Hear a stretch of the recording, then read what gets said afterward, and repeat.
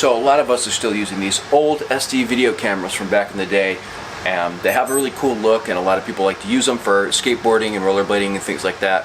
But they're getting really old. They have heads that fail, and capturing DV footage is a pain in the butt. So a lot of people are looking for tapeless solutions. So previously, basically, you had a couple different options. You had one, the original old school DVR recorder that was meant for like TV studios and stuff, which go for nearly $1,000. Those are totally antiquated, super huge, and I don't really see the point in using them. They're super expensive for what they are. Then there's been some DVRs made for FPV video, which is for like quadcopters and flying planes and stuff like that, RC stuff. Unfortunately, you can't really get them right now due to supply chain or whatever. It hasn't been available. When my buddy Ian said that he wanted to do a tapeless conversion, I said, I got your back. My idea was to use some other stuff for FPV. So this is an FPV flight controller. It's meant to go on your goggles so that you can kind of you can watch back what came on the screen to begin with.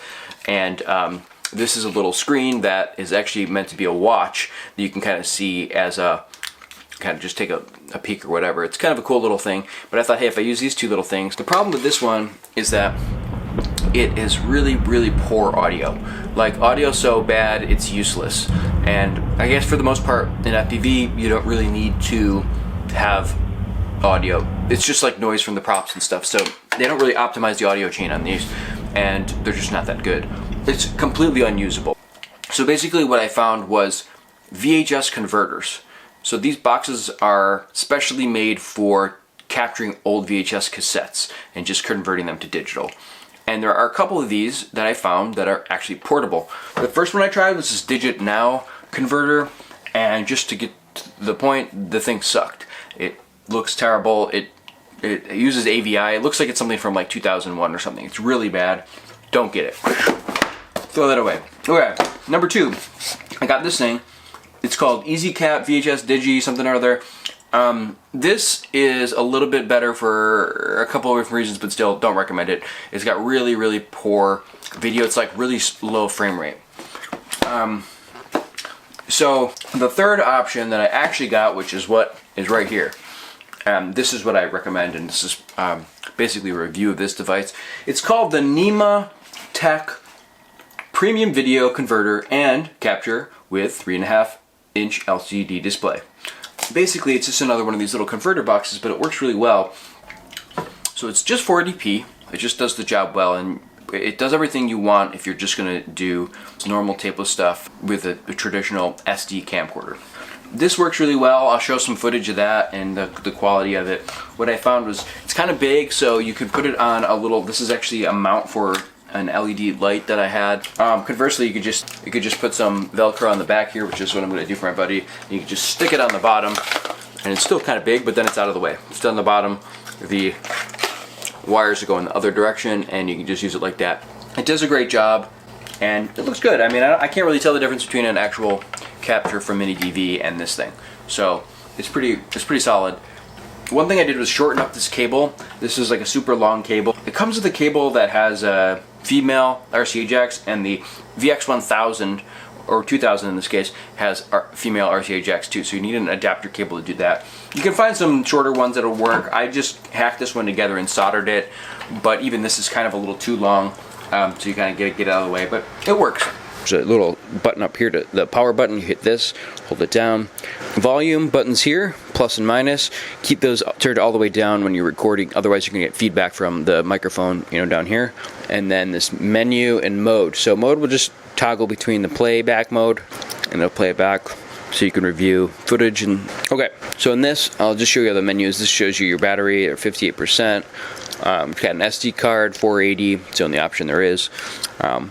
This shows you the time. You have to manually turn off the time, and I'll show that in the menu. Otherwise, you get a timestamp, which nobody wants a timestamp. You hit the menu, language, English, time, date, if you want to set that.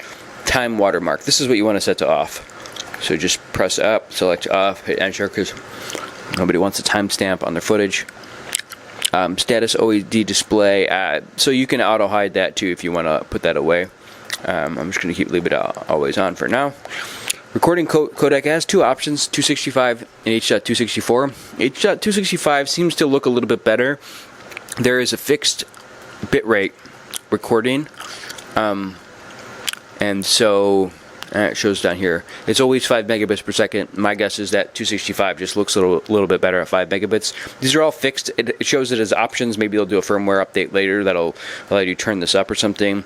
The same thing with screen resolution. It's always 4:3. You can do auto detect or 4:3, but it's always going to be 4:3, so it doesn't really matter. And then you can schedule recording. I'm assuming that's if you want to use this like an old school, like a VCR would record.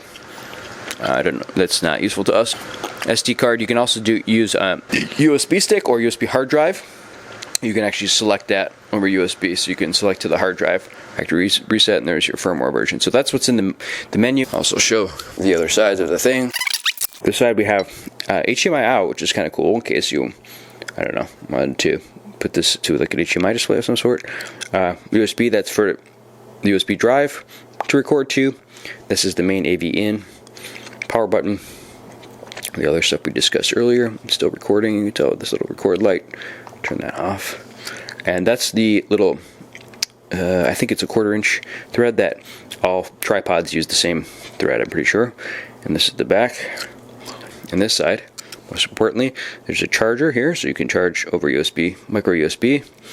And this is where your IC card goes. And there's a speaker on this side. Another option I found was this diamond video capture thing, and there's another one called a one-click that's like the identical fucking thing, but this is a little cheaper. This one is about 150 bucks, and it works. It seems like to be the good solution for it. You don't have to wire it up to anything else. You just wire it directly in the camera. 3-hour battery, it'll record. You could use this if you wanted to. This is a little bit higher resolution. It does like 720p, I think. A little bit higher frame rate as well. I think it'll do 60p, so it's going to look a little bit better, but it does not have a battery. So if you could get like a USB rechargeable battery pack, you could just somehow put that on the camera as well. But this is already big. I haven't even opened it, honestly, but it's about the same size as this. So you'd have to put this on. It doesn't have a screw on the bottom to mount it to a post like this, so you'd have to either just Velcro it to the bottom along with a battery pack. So it's kind of a glom situation, but this is about 130 to 150 bucks, about the same. It's a little bit better quality. And this is, I don't know, I can't tell the difference between this and Minidv anyway, so this is pretty good setup, and it already has the battery. So if you're going for max quality, this diamond one is pretty good. There's also another one called One Click or Click or something. I'll have the links in the description.